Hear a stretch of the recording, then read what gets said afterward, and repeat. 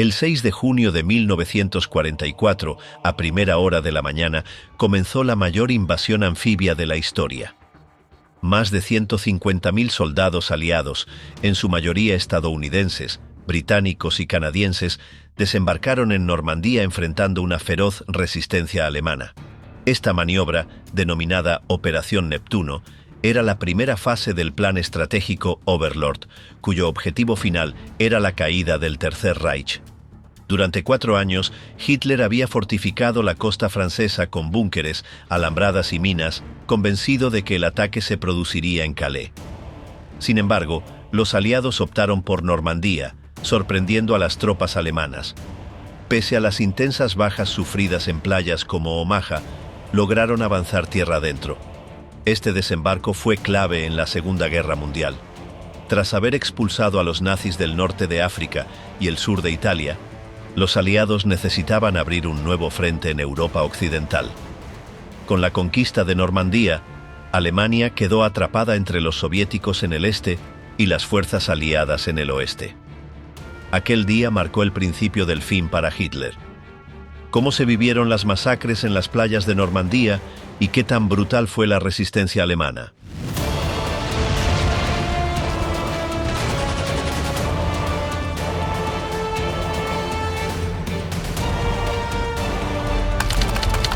El desembarco de Normandía, Operación Overlord, el mayor desembarco de la historia.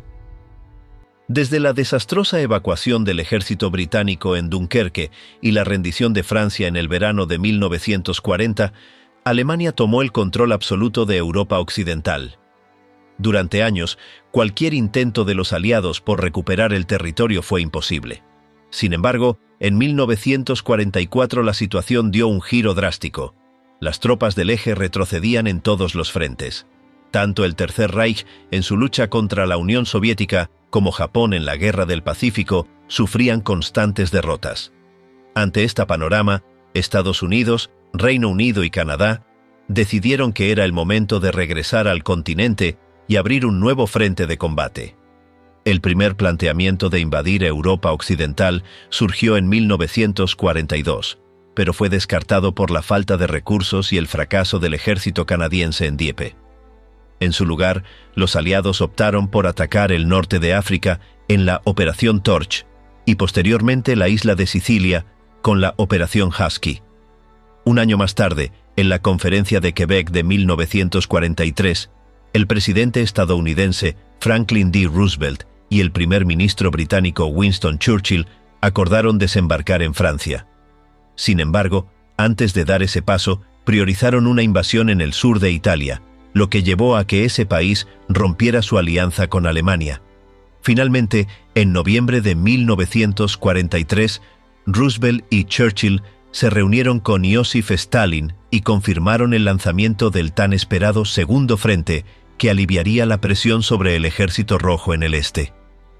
La elección de Francia como punto de invasión no fue sencilla.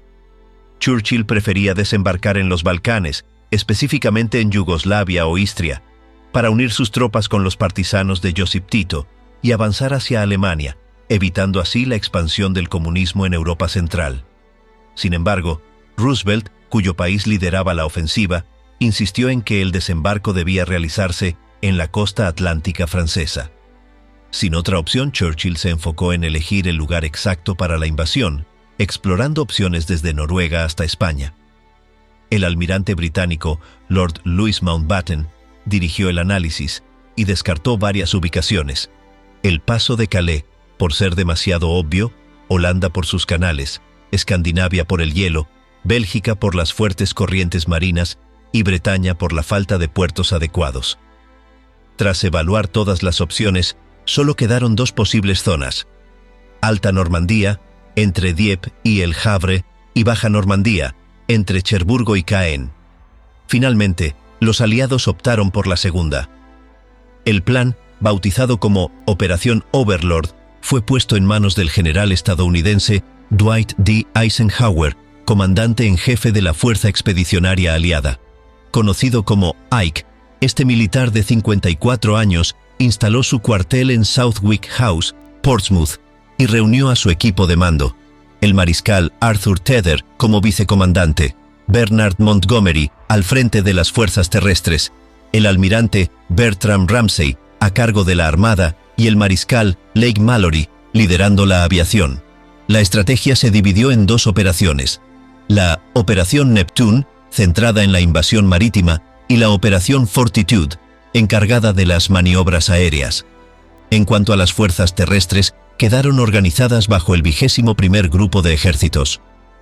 El despliegue de la Operación Overlord abarcó una franja de 80 kilómetros en Normandía, dividida en 5 sectores: Utah, Omaha, Gold, Juno y Sword. Las fuerzas estadounidenses se encargaron de las 2 primeras, mientras que británicos y canadienses lideraron las restantes. El asalto comenzó con el desembarco de decenas de miles de soldados organizados en distintas divisiones de infantería y unidades especiales.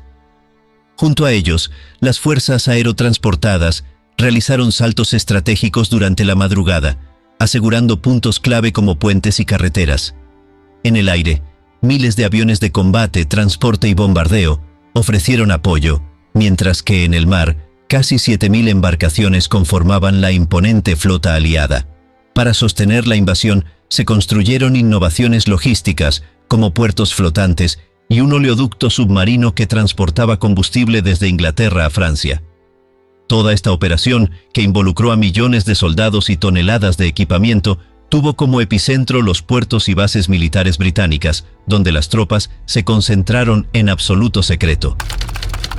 El gran engaño, como los aliados despistaron a Hitler. El espionaje fue clave en el día D, ya que los aliados lograron engañar a Adolf Hitler haciéndole creer que la invasión se llevaría a cabo en el paso de Calais en vez de en Normandía. Para conseguirlo, usaron distintas estrategias. Una de ellas fue la creación de un ejército fantasma bajo el mando del general George Patton, compuesto por tanques inflables y divisiones inexistentes que confundieron a los aviones de reconocimiento alemán. Además, se intensificaron las transmisiones de radio en Kent para reforzar la distracción. Un papel fundamental lo tuvo el espía español Joan Pujol, alias Garbo, quien, operando como agente doble, convenció a los nazis de que el verdadero ataque se daría en Calais. También la aviación aliada contribuyó al engaño bombardeando durante meses ciudades lejos de Normandía, entre ellas Le Mans, Tours, París, Reims, Bruselas, Luxemburgo, Colonia y Aquisgrán. En los días previos a la operación, ocurrieron incidentes que hicieron temer que el plan se hubiera descubierto. Uno de los más extraños fue el caso de los crucigramas del Daily Telegraph, donde aparecieron palabras como Omaha, Utah y Overlord justo antes del desembarco. Otro incidente ocurrió cuando documentos militares volaron por las calles de Londres debido al viento, y aunque los recuperaron rápido, nadie pudo asegurar que nadie los leyera. También un oficial dejó olvidado en un tren un maletín con detalles de la invasión, mientras que en Estados Unidos un paquete con información sobre la Operación Overlord terminó en la casa equivocada porque el remitente se confundió al enviarlo. Inicialmente el desembarco estaba previsto para el 15 de mayo de 1944, pero las condiciones del mar y la falta de luz hicieron que los meteorólogos recomendaran posponerlo. Se identificaron 2 posibles ventanas de buen tiempo: los días 5, 6 y 7 de junio, o los días 19, 20 y 21 del mismo mes. Finalmente, se eligió el 5 de junio, pero una tormenta obligó a retrasarlo. Los soldados ya embarcados pasaron horas empapados y ansiosos, hasta que por la tarde se confirmó una mejora en el clima para el 6 de junio. Al recibir el informe, el general Dwight Eisenhower dio la orden: «Vamos». Poco antes del inicio de la invasión, Eisenhower tuvo una tensa reunión con Charles de Gaulle, líder de la Francia Libre. El francés le reprochó que los aliados entregaran francos a sus tropas para gastar en territorio francés. Después de la discusión, Eisenhower visitó a los paracaidistas estadounidenses que partirían esa misma noche. Se sorprendió al ver que muchos llevaban la cabeza rapada con una cresta, imitando a los indios mohicanos. Al preguntarles la razón, uno respondió: «Queremos acabar rápido, general. Tenemos prisa por volver a casa». Eisenhower Con una sonrisa contestó: «Yo también». Al anochecer del 5 de junio, desde los puertos de Southampton, Dover, Portsmouth y Plymouth, partieron miles de barcos con rumbo a Francia. Entre ellos había destructores, cruceros y lanchas de desembarco, junto a una flota aérea que sobrevolaba la zona. Mientras las tropas avanzaban por el Canal de la Mancha, Eisenhower envió un mensaje motivador a sus soldados, recordándoles la importancia de la misión y la determinación de los aliados para recuperar Europa. La muralla atlántica y la ausencia de Rommel. Fue una enorme red de fortificaciones costeras que el Tercer Reich levantó desde el Cabo Norte en Noruega hasta el Golfo de Vizcaya, justo en la frontera con España, que se mantenía neutral. Este vasto sistema de defensa, descrito por el ministro de propaganda Joseph Goebbels como una barrera imposible de atravesar, tenía el propósito de frenar cualquier intento de invasión desde Inglaterra. A pesar del impresionante esfuerzo de ingeniería que representó, su nivel de protección variaba según la zona. El paso de Calais contaba con las defensas más robustas, pues Adolf Hitler estaba convencido de que el día D ocurriría allí. Sin embargo, el mariscal Erwin Rommel, comandante del Frente Occidental y ex líder del Afrika Korps, conocido como el Zorro del Desierto, aseguraba que el desembarco tendría lugar en las playas de Normandía. Aunque Rommel insistió en que el ataque aliado se produciría en Normandía, Hitler se mantuvo firme en su creencia de que el punto de invasión sería el paso de Calais. Su opinión prevaleció y, en consecuencia, se enviaron refuerzos, incluyendo divisiones blindadas y rampas para misiles Kimpo I a la franja costera franco-belga del Mar del Norte, dejando Normandía en un segundo plano. A pesar de ello, Gerd von Rundstedt, comandante en jefe del Frente Occidental, tomó en cuenta las advertencias de Rommel, quien le recalcó: «La batalla se decidirá en la playa, será la jornada más larga de la guerra». Desde su puesto en el castillo de Fontainebleau, Rommel supervisó las preparaciones defensivas del Grupo de Ejército B en Francia, aunque su papel fue más técnico que operativo. El sistema defensivo en Normandía contaba con unas 10.000 fortificaciones, muchas conectadas entre sí por muros de hormigón, además de una red de búnkers, trincheras y 170 baterías costeras protegidas con acero. En su arsenal disponían de cañones de 88 milímetros, morteros y ametralladoras MG-42 situadas en nidos estratégicos. En algunos casos, incluso se instalaron trenes blindados Leopold. Frente a estas defensas, se desplegaron kilómetros de alambre de espino, 6 millones de minas y barreras antivehículo, además de obstáculos como troncos, 4.500 estacas de hormigón y 4.700 de madera, zanjas para frenar tanques, montículos de piedras y 11.000 explosivos adheridos a postes, conocidos como espárragos de Rommel. También diseñó otros dispositivos, como 5.000 tetraedros de hormigón para impedir el paso, 2.400 barreras hechas con raíles de tren, 16.000 barras sumergidas que perforaban las barcazas y 7.000 minas de porcelana, más económicas de producir. Para frenar a los paracaidistas se inundaron grandes extensiones de terreno, sobre todo en los accesos a Normandía y la península del Cotentin. El contingente del eje sumaba 50.350 efectivos, con 41.000 alemanes y más de 8.000 voluntarios foráneos de distintas zonas, como Rusia, Ucrania, Polonia, Asia Central e incluso Corea, China y Japón. Las fuerzas estaban distribuidas en las costas de Utah, Omaha, Gold, Juno y Sword, con destacamentos encargados de proteger la línea costera. En la retaguardia había veteranos de la Wehrmacht, integrantes de la 21ª División Panzer, adolescentes de las juventudes hitlerianas, unidades armadas de la Kriegsmarine, miembros de la milicia francesa de Vichy y personal de la Luftwaffe. El 5 de junio de 1944, un día antes del desembarco, varios eventos imprevistos complicaron la respuesta alemana. Uno de los más importantes fue la ausencia del mariscal Erwin Rommel, quien viajó a Herrlingen, Alemania, para festejar el cumpleaños de su esposa Lucy, a quien le regaló unos zapatos de antílope confeccionados a mano en una exclusiva zapatería de París. Ante su ausencia, el mando en Francia recayó en el general Gerd von Rundstedt, quien descartó la posibilidad de una ofensiva aliada debido a las malas condiciones meteorológicas y no activó la alerta máxima.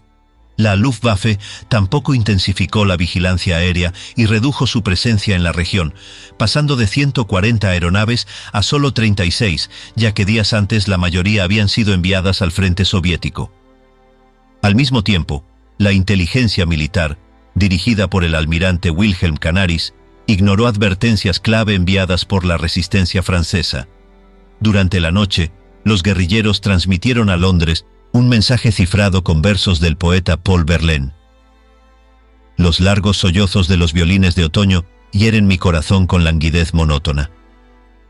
El único alto mando que permaneció en su puesto aquella noche fue el general Werner Pluskat, líder de la 352ª División de Infantería.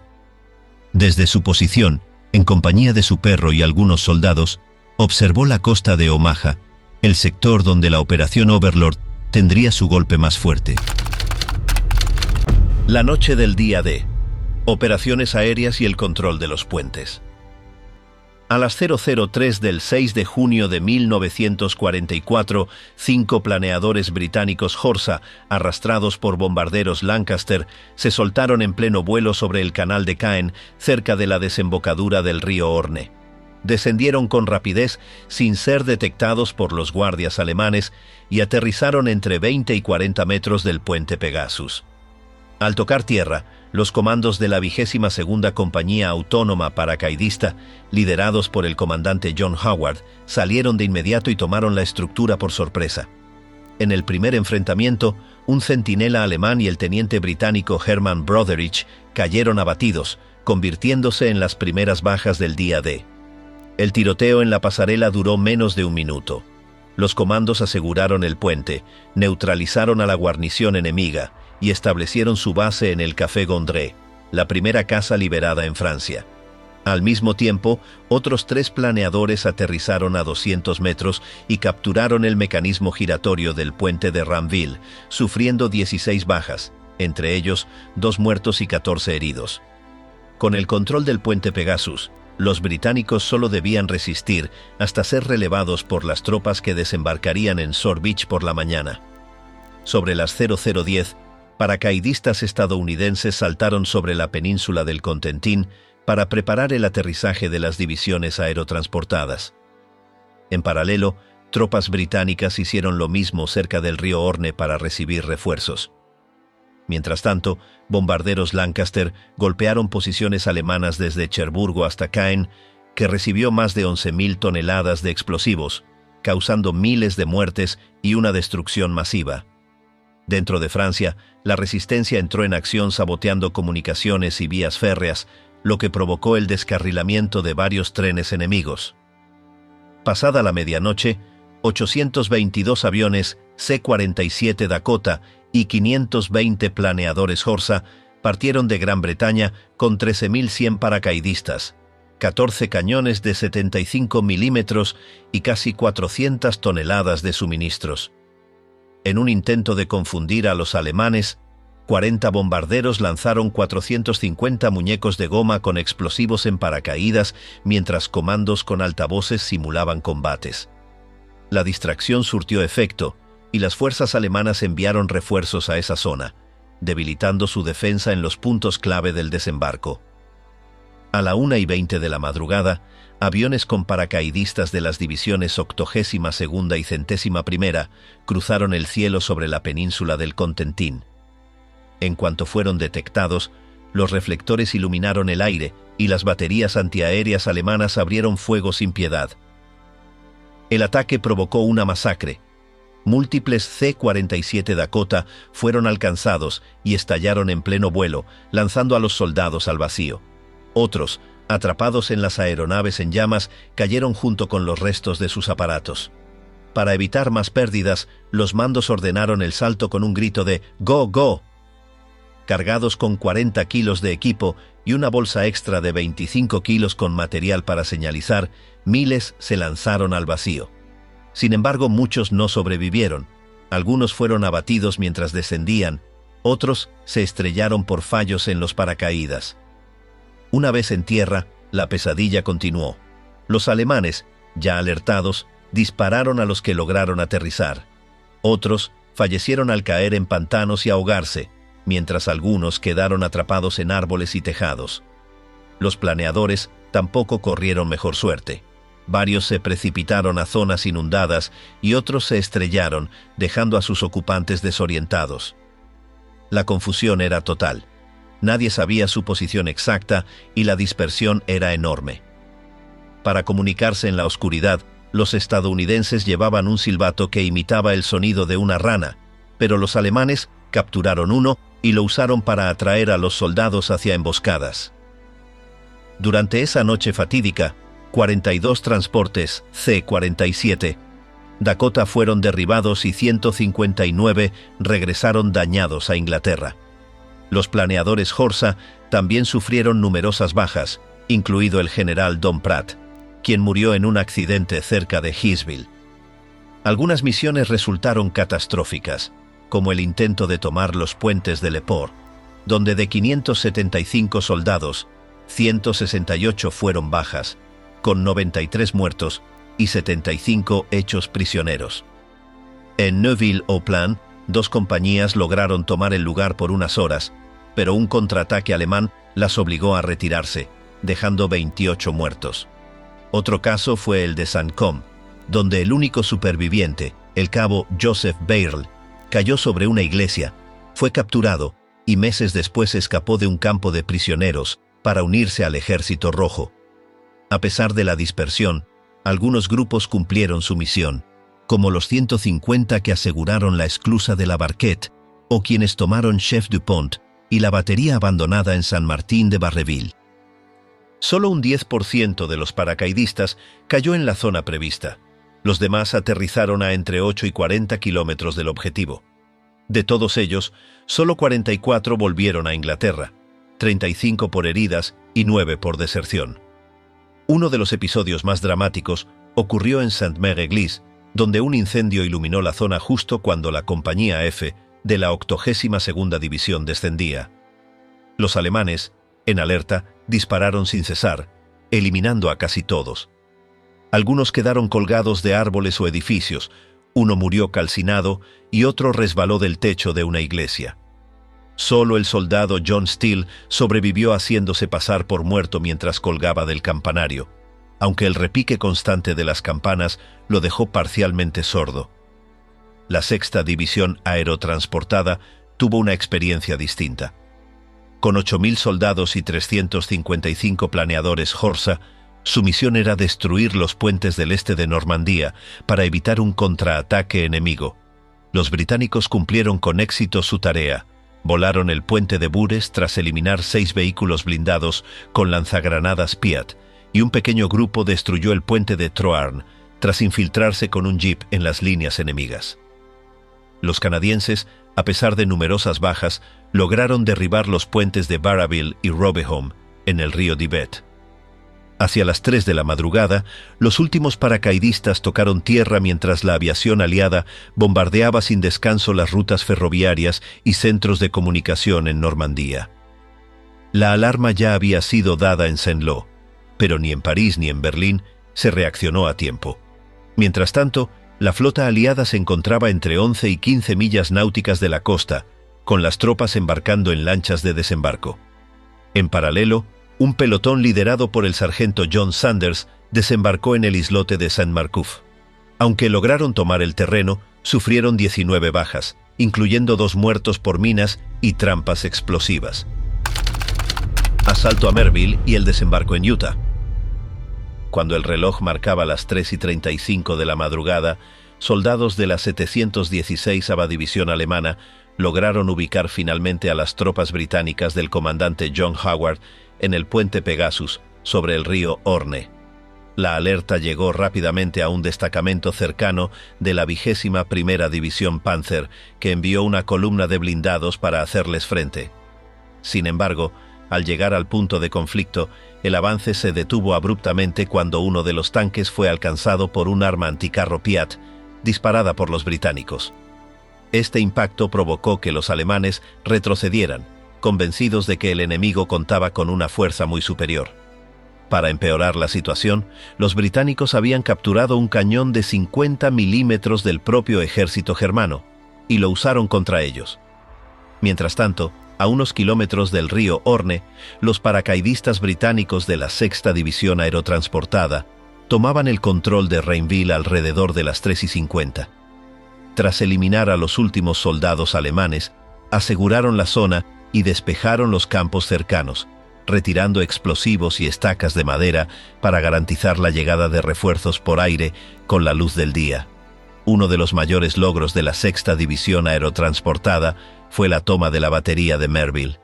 Solo 170 paracaidistas, dirigidos por el teniente coronel Terence Otway, participaron en el asalto, a pesar de que la operación había sido diseñada para 750 soldados con armamento adicional. La situación se complicó cuando 6 planeadores Horsa aterrizaron demasiado lejos, dispersando a la mayoría de los combatientes en medio de la oscuridad de los bosques de Normandía. Pese a todo, se enfrentaron a los 160 defensores alemanes, compuestos por artilleros y zapadores, que resistían tras un campo minado, doble alambrada y varias casamatas de hormigón. Poco antes del ataque terrestre, la aviación británica bombardeó la posición con 400 toneladas de explosivos. Al poco tiempo, los paracaidistas lograron abrir 4 brechas en las alambradas y avanzaron bajo la cobertura de una ametralladora Vickers. El combate cuerpo a cuerpo fue brutal, pero finalmente los británicos se hicieron con la posición, dejando tras de sí un elevado número de bajas, 65 entre muertos y heridos en sus filas, y 47 entre los alemanes, con 22 caídos en acción y 25 heridos. Con la llegada del amanecer del 6 de junio de 1944, el general Werner Pluskat, al mando del primer batallón de fusileros de la 352 División de Infantería, observaba desde un búnker elevado sobre la playa de Omaha. A su lado, su perro, que hasta ese momento dormía tranquilamente, despertó de repente y comenzó a ladrar sin motivo aparente. Al dirigir sus binoculares hacia el horizonte, el oficial alemán notó cómo la niebla se disipaba y de pronto aparecían 6.000 barcos aliados listos para comenzar la invasión. Exactamente a las 5:50 de la mañana, la flota aliada abrió fuego sobre las 5 playas designadas para el desembarco. Acorazados, cruceros y destructores lanzaron una lluvia de proyectiles pesados y medianos, mientras 38.000 cohetes impactaban en la costa, dejando un paisaje de cráteres y humo. Justo después, 1.641 aviones de la Fuerza Aérea Aliada atacaron las posiciones alemanas. Bombarderos pesados, B-17 y B-24, Liberator descargaron toneladas de explosivos desde gran altitud, y los B-26 Marauder, volando a menor altura, añadieron aún más destrucción. Sin embargo, la precisión de los bombardeos fue deficiente, ya que no lograron impactar objetivos clave. Mientras tanto, cientos de lanchas de desembarco avanzaban con miles de soldados norteamericanos, británicos y canadienses a bordo. Muchos de ellos llegaban agotados tras largas horas de espera, mareados por el oleaje y algunos incluso vomitando debido al abundante desayuno que habían consumido. En contraste, los defensores alemanes protegidos en búnkers y trincheras aguardaban con energía y listos para repeler el ataque. A las 6:30 de la mañana, la Cuarta División de Infantería desembarcó en la playa de Utah, con 23.250 soldados y 32 tanques Sherman DD. Debido a un error de navegación, la primera oleada llegó a una sección de la playa diferente a la planeada, pero paradójicamente esto les benefició, ya que esa zona había sido bombardeada previamente por equivocación. La resistencia fue débil, con unos pocos tiradores y morteros alemanes intentando frenar el avance sin éxito. Las tropas estadounidenses lograron abrir rápidamente una brecha en el espigón de cemento. Desde tierra, el general Theodore Roosevelt Jr., hijo del presidente Franklin Delano Roosevelt, arengó a sus hombres con determinación. Comencemos la batalla desde aquí. Gracias a esta ventaja inicial, las fuerzas aliadas neutralizaron las principales posiciones defensivas sin encontrar una gran oposición. El reducto Bayonne-10 y el Bayonne-5 en la Madeleine fueron despejados, aunque antes de ser tomado, este último logró destruir un tanque Sherman DD. La fortificación STP-9 quedó inoperativa tras el ataque de los bombarderos B-26 Marauder, mientras que el búnker principal de la batería de Aseville quedó inutilizado tras el impacto de un proyectil de 105 milímetros que mató a toda su dotación. La única posición alemana que resistió con fiereza fue la batería de Kriesbeck, equipada con cañones Skoda de 210 milímetros y un obús soviético de 150 milímetros, además de varias estructuras bélicas adicionales.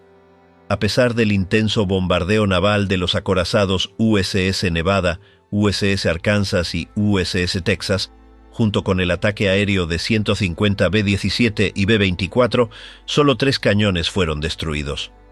El único que quedó operativo logró impactar y hundir al destructor USS Corry, causando la muerte de 4 tripulantes. Sin embargo, la playa de Utah fue asegurada rápidamente, con un saldo de 429 bajas aliadas y la pérdida de 4 tanques Sherman DD, 2 de ellos tragados por el oleaje. El desembarco sangriento en Omaha y la misión de Pointe du Hoc. La playa de Omaha se convirtió en el punto clave del desembarco en Normandía y al mismo tiempo en el escenario más sangriento.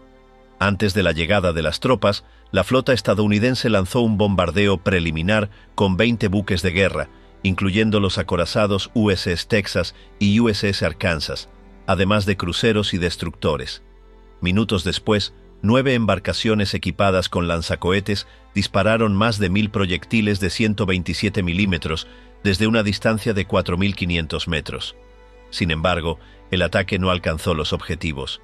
Muchos proyectiles quedaron cortos, otros sobrepasaron sus blancos y el resultado fue devastador. Cuando comenzó el asalto, las fortificaciones seguían intactas y en plena capacidad operativa. La defensa de los 8 kilómetros de costa estaba en manos de unos 7.000 soldados alemanes situados en escarpadas de 50 metros de altura, lo que les daba una ventaja estratégica. El armamento con el que contaban incluía artillería, morteros, lanzacohetes y piezas antitanque, además de cientos de obstáculos dispuestos en el agua y en la arena para frenar la llegada de las fuerzas aliadas. A diferentes distancias de la orilla había estacas con explosivos, estructuras metálicas y otros elementos diseñados para inutilizar las lanchas de desembarco antes de que alcanzaran la playa. A las 6:36 de la mañana, los 34.250 soldados de la primera y la 29ª División de Infantería avanzaron hacia la orilla.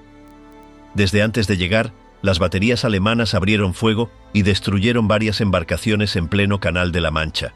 Otras fueron arrastradas por la corriente hasta chocar con obstáculos submarinos, quedando inutilizadas.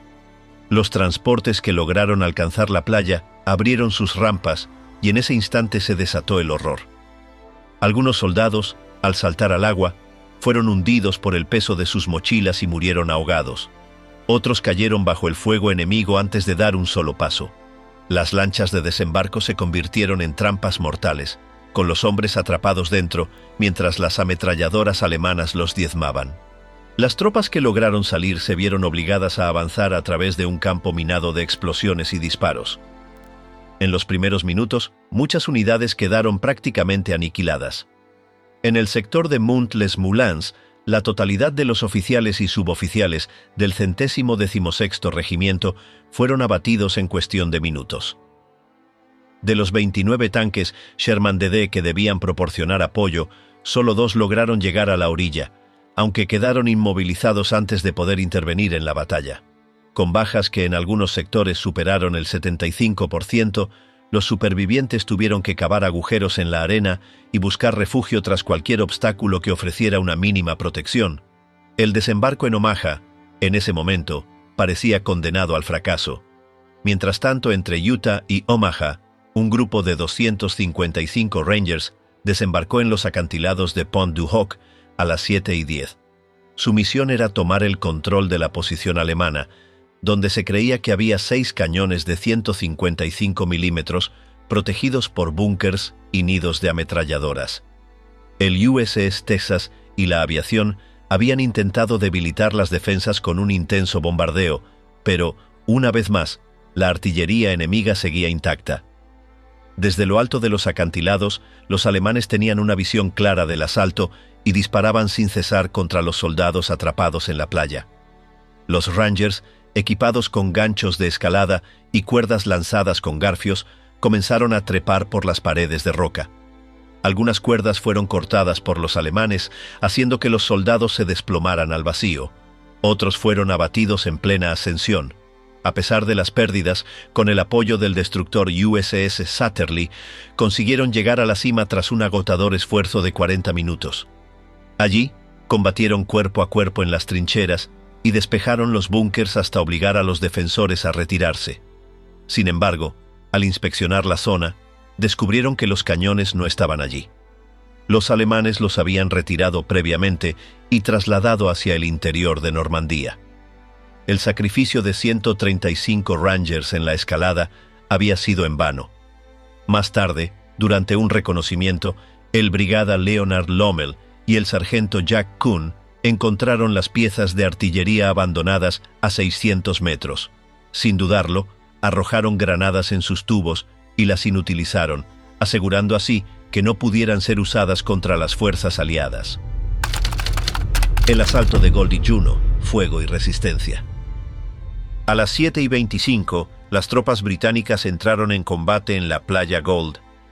Durante la aproximación, el viento cambió repentinamente, desviando embarcaciones y generando un oleaje que hundió 4 barcazas LSI, mientras que 11 quedaron atascadas entre obstáculos sumergidos. Sin embargo, cuando los 24.970 soldados ingleses pisaron la orilla, la 50ª División de Infantería Northumbrian, junto con la 8ª Brigada Blindada y el 47º Comando de Marines Reales, avanzaron por la arena y superaron los terraplenes, enfrentándose a los defensores, que se encontraban dispersos y sin tiempo para organizarse. Solo en Hamel, un balneario fortificado, hubo un retraso significativo, pues sus defensores rusos blancos destruyeron 3 tanques Sherman DD y dejaron 60 bajas británicas, con 20 muertos y 40 heridos. No obstante, tras la rendición de la guarnición, los británicos pudieron continuar tierra adentro.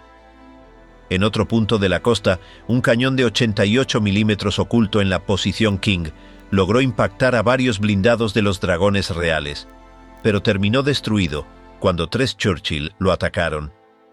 Algo similar ocurrió en el reducto Viaume 34, donde otro Flak 88 fue eliminado antes de que los ingleses ocuparan tanto el faro como la Rivière.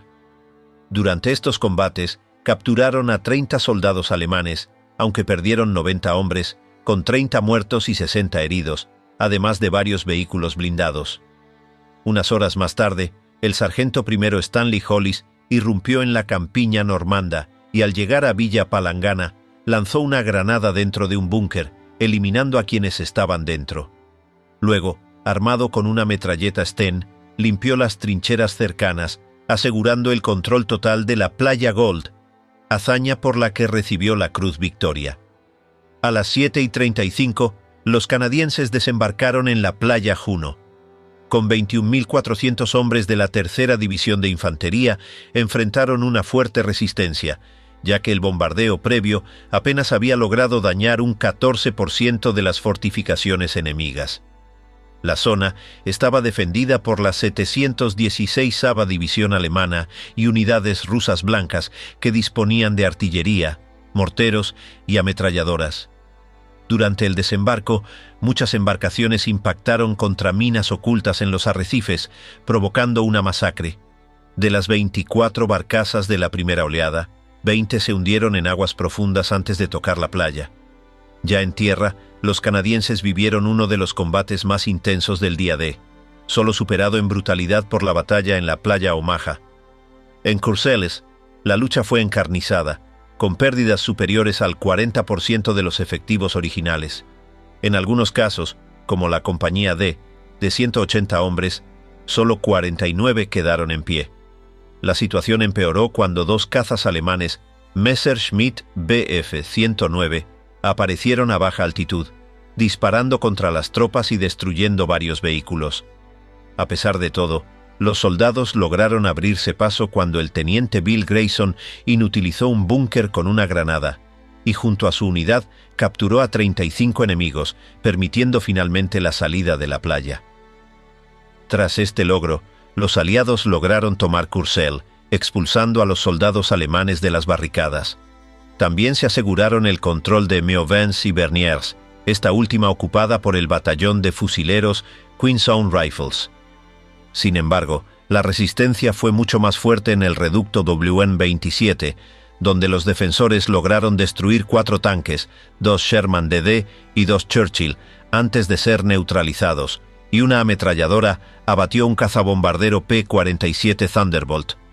Los comandos intentaron apoderarse de Langrune-sur-Mer, pero debido a las defensas reforzadas con gruesos muros de hormigón y un extenso campo de minas, el asalto terminó en retirada con 300 bajas. A excepción de este punto, el resto de la playa de Juno fue asegurado por las tropas canadienses, que en el proceso sufrieron 1.035 bajas, con un saldo de 335 muertos y 700 heridos. Espada, honor y acero en la última playa. El último desembarco tuvo lugar en la playa de Sword a las 7:35, donde 28.845 soldados británicos y escoceses, junto con voluntarios de Francia, Bélgica, Polonia, Noruega, Hungría, Grecia y Austria, enfrentaron la defensa enemiga en una franja costera de 6 kilómetros. Para allanar el camino, la artillería naval bombardeó las posiciones en Villerville, Bennerville, Holgate y Mount Canisey, con 2 acorazados, 6 cruceros, un monitor y 10 destructores. Sin embargo, una lancha torpedera alemana tipo S-Bute contraatacó, lanzando 15 torpedos y hundiendo al destructor noruego HMNS Svenner de un solo impacto. El desarrollo del desembarco en la playa de Sword dio un giro cuando los británicos tomaron el control bajo la dirección del general Lord Simon Lovat, quien encabezó a sus tropas al ritmo de la gaita de Bill Millin. Una vez asegurado el territorio en la costa, el reducto Wanne 20 en Le Breche fue eliminado y un grupo de marines reales logró capturar Lyon-sur-Mer, aunque en la operación perdieron la vida 30 soldados. Además, los británicos destruyeron la batería del reducto STP-8, tomaron Hermanville tras lanzar más de 50 disparos con blindados Churchill contra el reducto BN-18, hicieron que 70 artilleros alemanes se rindieran en el reducto BN-12 y tomaron sin dificultad la colina Perriers junto al reducto BN-14. El único retraso importante se produjo en el asalto al reducto BN-16 en Colleville, donde fue necesario un bombardeo sostenido del crucero polaco ORP Dragon y el destructor HMS Kelvin hasta que el batallón de infantería Suffolk consiguió la rendición de los 67 soldados alemanes que defendían la posición. Poco después, el alcalde del pueblo se presentó en el lugar y, como gesto de agradecimiento, ofreció al cabo Fred Ashby y a sus hombres una botella de licor Calvados.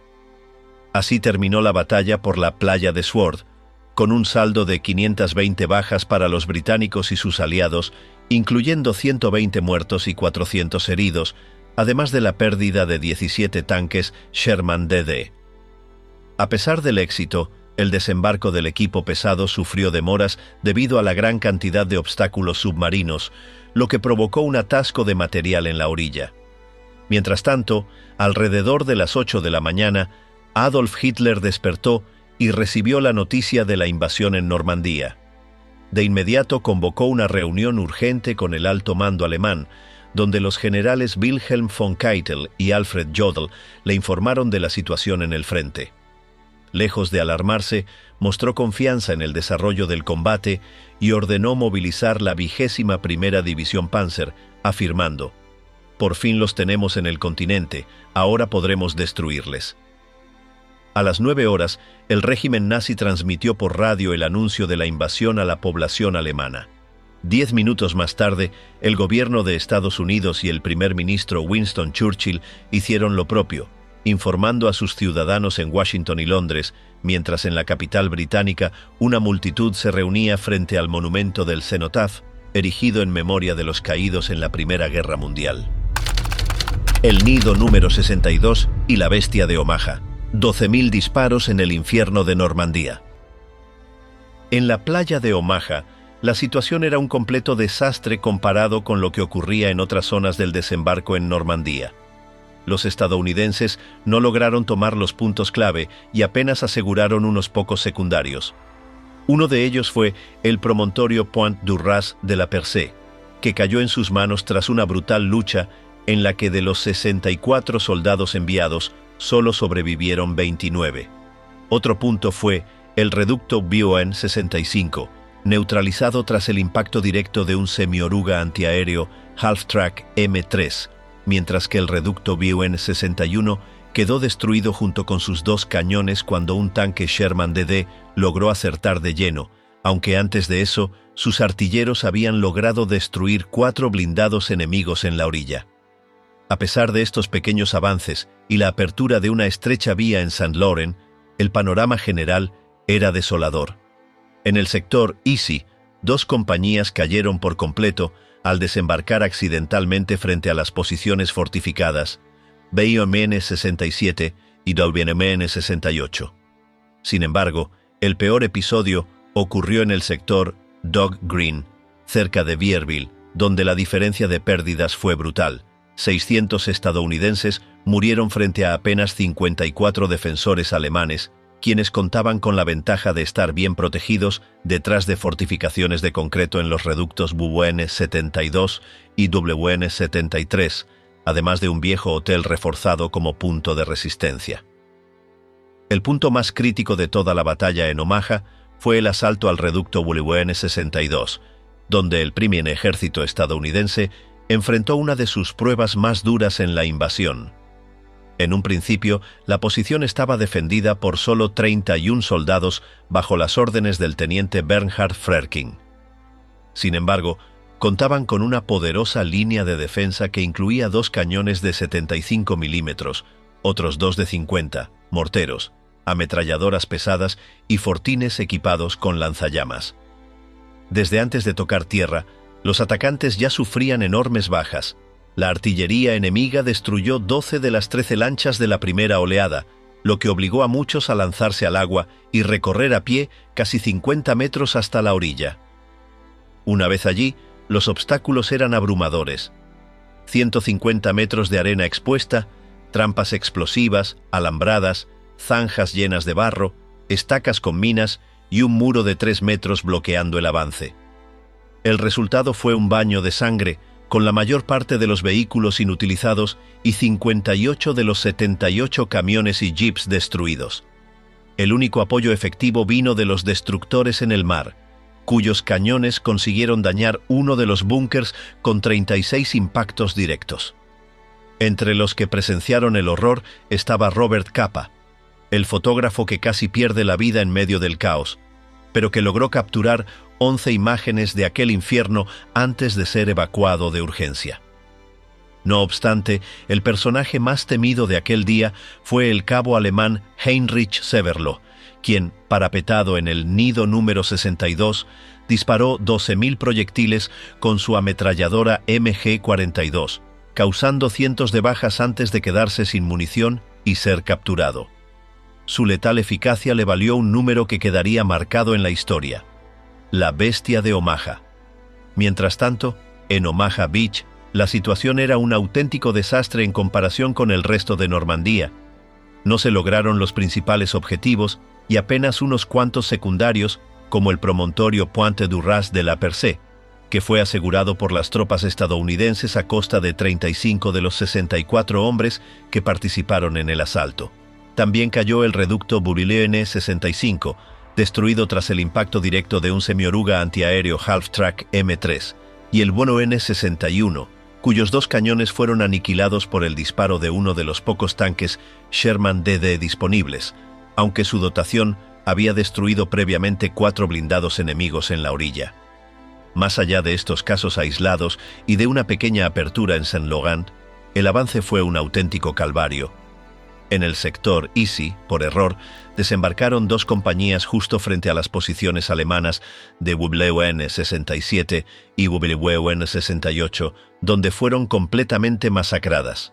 Sin embargo, lo peor ocurrió en Dog Green, cerca de Vierville, donde 600 estadounidenses perdieron la vida contra solo 54 alemanes, estos últimos resguardados tras las estructuras de concreto de los reductos Willewonen 72 y Willewonen 73, además de un antiguo hotel reforzado por ingenieros. En la playa de Omaha, la situación se volvía cada vez más crítica.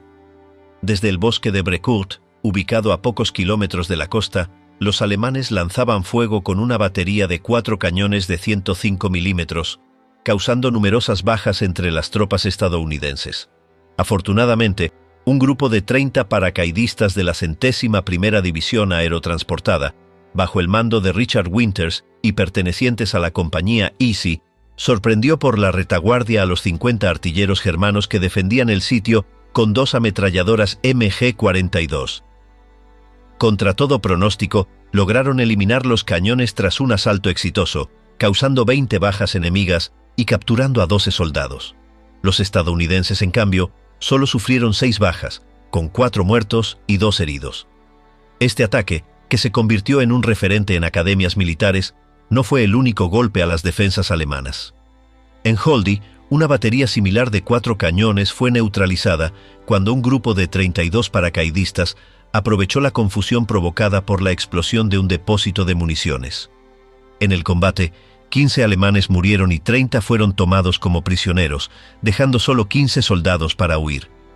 Con el transcurso de la mañana, el panorama en Normandía comenzó a mejorar. En Utah Beach, los estadounidenses avanzaron 3 kilómetros hasta enlazar con los paracaidistas de la 82ª División Aerotransportada, que ya habían sufrido la pérdida de la mayor parte de sus efectivos en los bosques cercanos. Por otro lado, los canadienses lograron liberar la playa de Juno, mientras que los británicos consiguieron reemplazar a la unidad paracaidista de John Howard en el puente Pegasus. En Ouistreham, el comando de la Francia Libre, compuesto por 177 combatientes, arrasó el casco urbano hasta hacerse con el control del lugar, convirtiéndolo en el primer territorio bajo dominio francés tras la invasión. Sin embargo, las baterías alemanas aún seguían causando estragos en la flota aliada, hundiendo el destructor británico HMS Wrestler y el cazasubmarinos estadounidense USS PC-162. Hacia la 1 de la tarde, la resistencia alemana en Omaha Beach hacía que la batalla pareciera imposible de ganar. El fuego enemigo acribillaba a los soldados, obligándolos a refugiarse tras la protección natural que ofrecía el acantilado.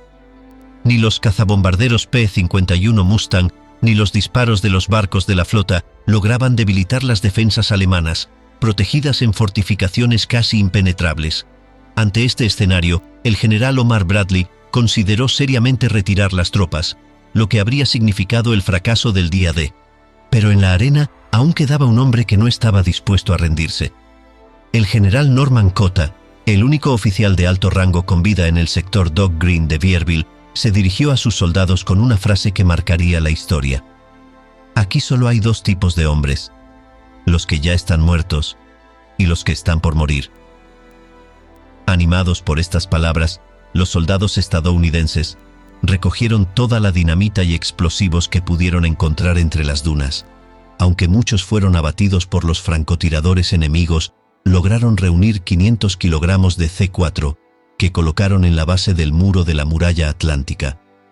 Cuando la carga fue activada, una explosión colosal lanzó escombros y metralla por los aires, dejando una gran brecha en la estructura defensiva alemana. Aprovechando la confusión, los soldados salieron de sus escondites y se lanzaron al ataque, enfrentándose cara a cara con los alemanes.